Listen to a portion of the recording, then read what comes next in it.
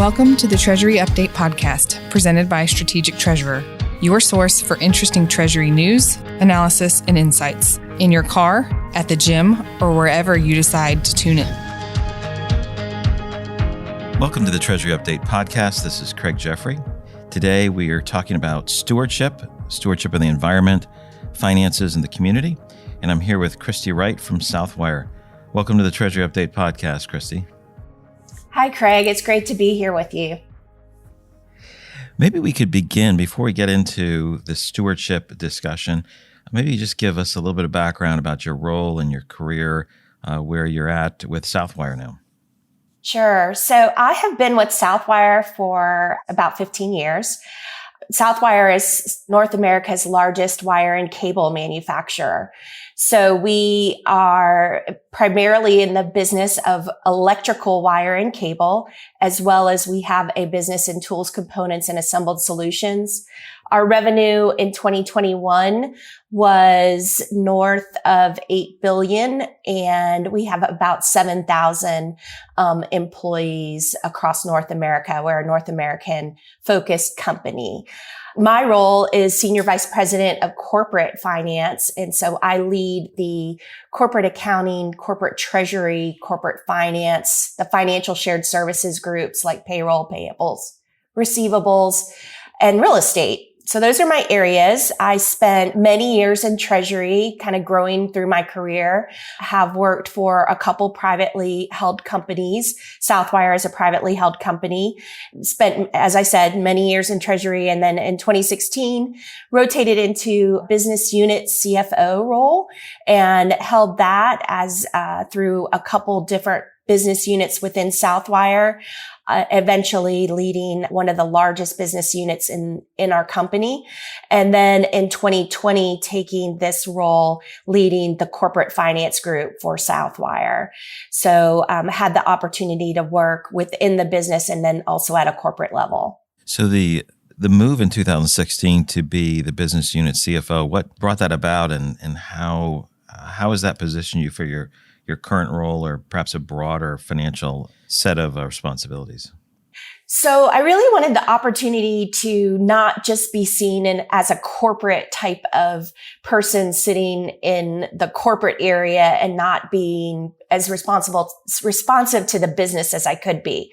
And my aspiration to grow my career would be to be a CFO or be prepared for a CFO. So being a part of the business allowed me for 4+ years to really roll up my sleeves, understand more FP&A, understand more how operating a business looks on the day-to-day, get more intimate with pricing, understand how certain activities drive the business, be more operational focused with our manufacturing, understanding the cost side of our business, our plant operations, our distribution operations, really more intimate with the day-to-day operational nature. And I thought that would be important skill for me to be able to have perspective around different things that you see in the overall corporation, and just be a better business partner.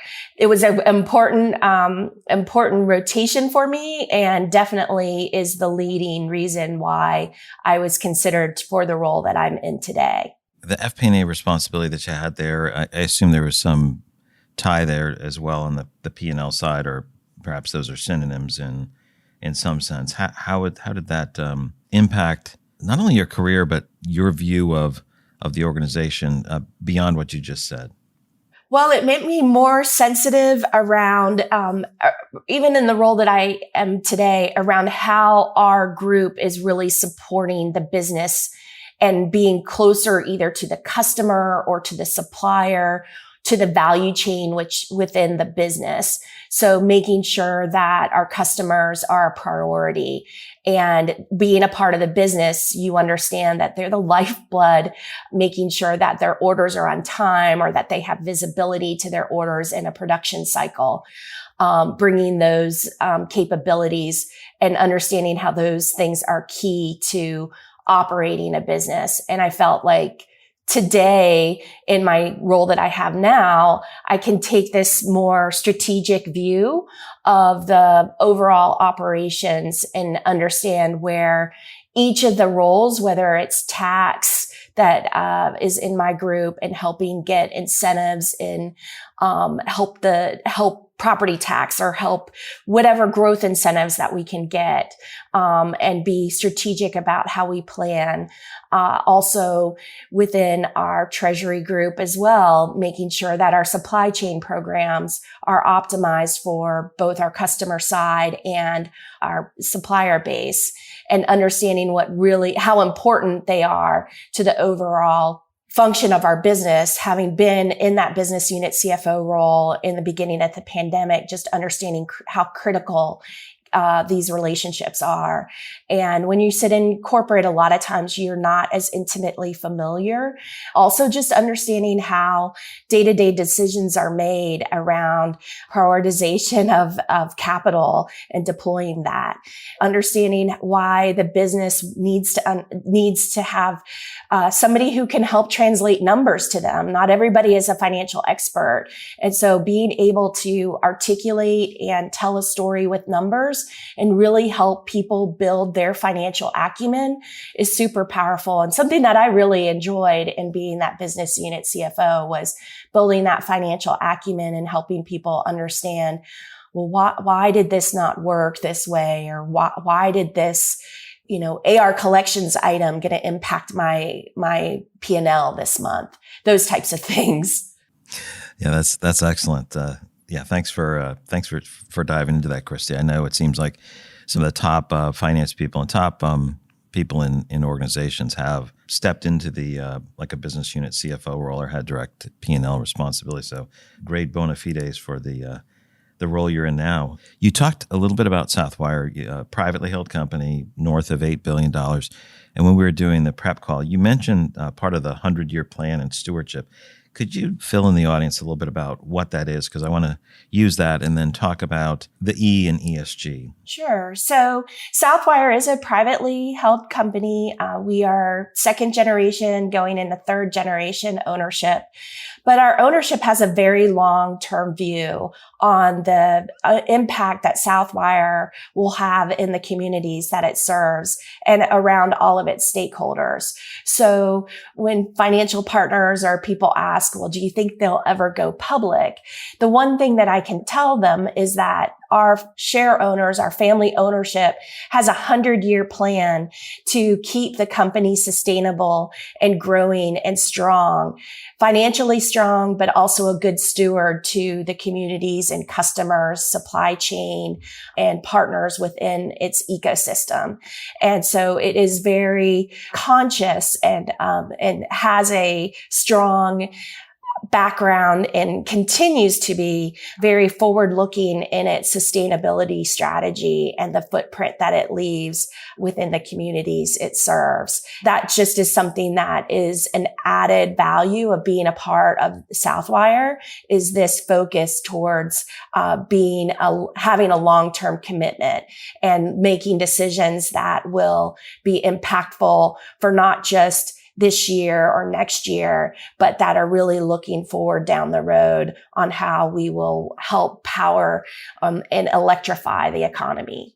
So is this just on this long-term view? It's not focused solely on quarter by quarter, but there's a focus on the long term, and how is that balanced with the shorter term, maybe on a quarterly basis or a annual basis? How do you balance those two things together? Because it can't be just one, right? Right. So we definitely are fiscally responsible. We operate with a fiscal plan, an annual plan, monthly results, business unit reviews.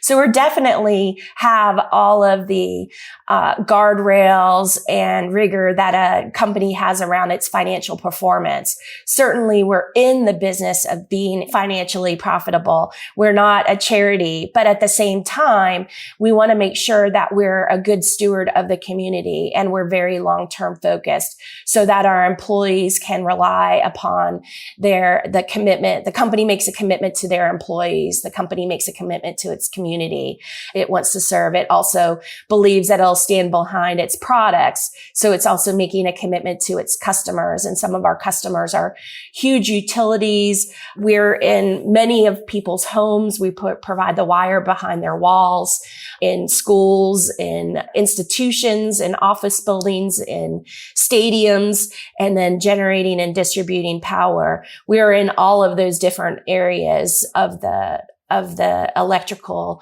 wire industry. And so for that, we want to be around a long time because our products are around a long time. And so we take that commitment to our customers, to our communities, and to our employees very seriously. But we definitely have a fiscal view on meeting our numbers, meeting quarterly numbers, meeting our annual plan, having longer term strategic plans, and understanding how we're going to grow. The big thing is that we can also make investments that might not meet every hurdle rate, but they're good for the long term. So maybe this year they're not going to have an impact, or next year they're not going to have an impact, but we really can take a long-term view on that. As we think about ESG, this is a big top: environmental, social, governance. This is either top of mind, middle of mind, or companies are considering that. And just as we look across regions of the globe, environmental tends to be the top in Europe. Governance tends to be the top in the U.S. And I thought it was quite interesting that the example that we're talking about is environmental focused with a wiring company. You had described a bit of your asset-backed loan. Maybe you can talk about the loan, how it was structured, how that ties into both the environment and fiscal stewardship, fiscal and environmental stewardship. We take our sustainability footprint very seriously. We've had over 15 years of sustainability reporting that we've done to the community and published on our website. So we felt that it was important to, as sustainable financing started to evolve, that it was something that we already had made commitments to in reducing our greenhouse gas emissions, and that we felt like there was a financial incentive that we could potentially, I would say, capitalize on or take advantage of, that we've already made some commitments in reducing our scope 1 and scope 2 greenhouse gas emissions, which scope 1 is our existing emissions that we produce from our manufacturing processes, and scope 2 are from the energy that we would procure. So we had already thought about those, and we started back 2018, 2019 on a plan to reduce greenhouse gas emissions and offset them by 2025. And we thought, okay, the sustainable finance industry is developing. It's starting to see green bonds. And so we took advantage in 2021 of partnering with our financial institutions to issue a sustainability linked asset-based loan. So we have a $1 billion line of credit that is an ABL, but it has a sustainability linked performance factor. So a lot of pricing grids have debt to EBITDA and different types of ratios. And we introduced, our greenhouse gas emission reduction goals be tied to our pricing metric. So if we achieve a certain reduction, already stated reductions to those goals, then we will get a pricing concession. And if we miss it, we will have an incremental pricing. And so if you can imagine just a grid that requires that we reduce our goals incrementally each year onto our 100% goal in 2025. Each year we have a goal that we have to attain. We have a third party that we depend upon that comes in and works and basically signs off, audits to a certain extent, what we have said we committed to reducing. We have a sustainability certificate and a sustainability agent that we work with within our ABL. And that pricing concession or incremental is effective from that annual testing period, because it is an annual type of testing. So But we've been very pleased with it. We met our first annual metric. We're going into our second year of our annual metric. And so we're getting, drawn or undrawn pricing concessions. And, we've been very happy with the way that it has worked out. And it's been a financial incentive for us to be more green. It will be over $200,000 of savings in 2022 for Southwire in borrowing costs. And so that's incremental and helps us, goes to the bottom line. Right. So north of $200,000 in financial savings for meeting your carbon zero goal attainment for the year. That's excellent. How common has this been, from an asset-backed loan? We've seen some environmental activities, I think, a number of years ago with some of the large data center providers where they're doing solar and wind and then selling things back. That seemed to be an earlier wave and a very different from what you're doing. How early is this asset-backed loan with the environmental, I'll call it the environmental kicker? So I think Southwire was the second in North America to do this deal, or have this. And we launched in the middle of summer 2021. I am not aware of that many other parties that have gotten into it. It's newer. The greenhouse gas emissions goal was something we were going to do, and we already had that. It was our treasury group taking advantage and looking at what the company was already committing and working with our financial partners to implement it.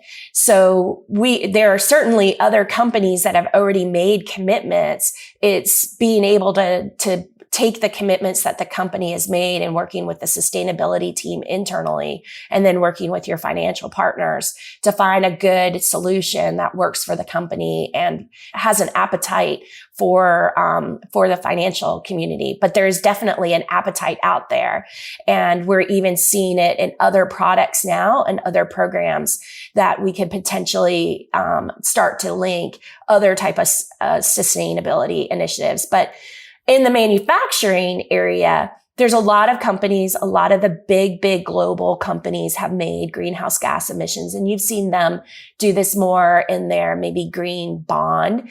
But in the lines of credit, I think it's still just in the early phases of developing these products for customers. Yeah, that certainly makes sense. It's not like you don't have to produce. You have to generate a lot of power to make those products, these crucial products for electricity, communication, everything. Right. We do. We are a very significant consumer of power. We need power to run our lines. Wire is made with using metal that is continuously casted, that is heated to a certain extent and then casted into rod and then drawn and stranded. It's a process to make wire, and all of that is energy intensive. And so, one of the big initiatives we have coming up in 2022 is we have a new copper rod mill coming online that will be using a electric renewable energy for its electricity source. So you can imagine this is a big furnace that is going to have copper put into it and heated and then drawn and extruded into copper rod. And this is a brand new $100 million investment for Southwire, capital deployment for us. And we're going to power it through renewable electricity. And so I know people will say, well, what do you mean? You're going to run it 24/7. What does that mean? Well, we have purchase power agreements and carbon power agreements with renewable energy sources to help power and offset if we're using any kind of non-renewable. But we feel really positively that using renewable energy will help at a great cost, at a very competitive cost. That's also important. So when you use these renewable energy sources, you want to make sure that you're also getting at a great cost, and we are. And so we really feel that making these big investments and turning to renewable energy to power them is part of our sustainable footprint and part of how we believe that we can really make a difference and make sure that we'll have a rod mill that'll be around for 50, 60 years. Yeah. So Christy, you had described the three scopes: the energy you use, the energy you procure, and then the entire life cycle. I thought that was extremely helpful to think about how someone goes about, looking at the environmental side of stewardship. That's how we often look at the cash conversion cycle, right? You can look at a single section of it. You can look at everything within your company, or you can look at your trading partners as well to look at what makes the whole process most efficient. So too, on the environmental side, you had talked about how this is not just what Southwire does, but you are looking or considering how to extend this out to some of your trading partners. Where are you in that process, and what might that look like? So what you're describing is the scope 3 carbon emissions, which is the carbon that is in the entire life cycle, where it comes from your supply chain through to your customers and the end use of your product. And so we are starting to really think about what our scope 3 impact is. And one of the areas that we feel very positively around is our supplier sustainability programs and our use of supply chain finance. As a manufacturer, supply chain finance tools are very important to us, and cash conversion cycle is very important. And so as we think about our value chain and where we can help make an impact, we're looking at new programs that help incentivize our suppliers to become more green, or where they're looking at their greenhouse gas emissions. So as we start to turn towards scope 3 and that life cycle, we're thinking about, is there an opportunity to partner with our suppliers and where we can add potentially financial incentives for them in reducing their greenhouse gas emissions or having their environmental stewardship programs, and going from X to Y improvement potentially can help us and them have better pricing or be more, have a financial advantage in addition to their overall sustainability improvement targets that they're setting. And this is just to help them start to think about it. And sometimes when you have a financial incentive, that will, spur your supply chain, because certainly most companies are going to have to think about this over the next few years. Some are working on it right now. Some haven't started on it, but we want to be forward thinking, and we're in the very early processes of just kind of understanding what that would mean, maybe finding some partners that would want to try it out. It's just very early for us, but again, it's something that resonates, something that really we thought about being the next step in our evolution around supplier sustainability, or introducing sustainability into supply chain finance. Thanks for that. I think it's helpful to view what's coming. As we have talked about stewardship, particularly with the environment and finances in this coupled environment, along with the community outlook. What are some final thoughts that you would leave with the audience? Well, particularly because there's a lot of Treasury people in your audience, and on the practitioner side, really thinking about how you're focusing across the business around different areas that potentially you see, but maybe you don't interact with all the time. I think that there's opportunities out there for treasurers to bring a lot of value and visibility to some of these initiatives that are sustainable, but also have a positive financial impact for their company. And I think that's an area where we can really add value. That's one of the things that I like to make sure that I'm able to bring value to the business, and that from a corporate type of function, that we're really showing our value in those types of initiatives, like the supply chain, working capital focused type of opportunities that we're bringing those forward. And even if everyone doesn't stick, or work, you're still kind of generating those ideas and have an appetite for bringing more there. So I would definitely encourage the practitioners out there to really evaluate what's going on with inside their business and look at some of the different pockets of areas that your company may be focused on, and maybe partnering with them. Because for us, for Southwire, we strongly believe in sustainability, and it's been something that we've championed. And for our finance group to really take the initiative, look at it broadly across the areas that we touch within the business, and looking how we can be a good partner to the business has really been helpful and have brought value to the overall organization. Thank you so much, Christy, and really appreciate you sharing a bit of your story and Southwire. Thank you for joining me on the Treasury Update podcast. You've reached the end of another episode of the Treasury Update podcast. Be sure to follow Strategic Treasurer on LinkedIn. Just search for Strategic Treasurer. This podcast is provided for informational purposes only, and statements made by Strategic Treasurer LLC on this podcast are not intended as legal, business, consulting, or tax advice. For more information, visit and bookmark strategictreasurer.com.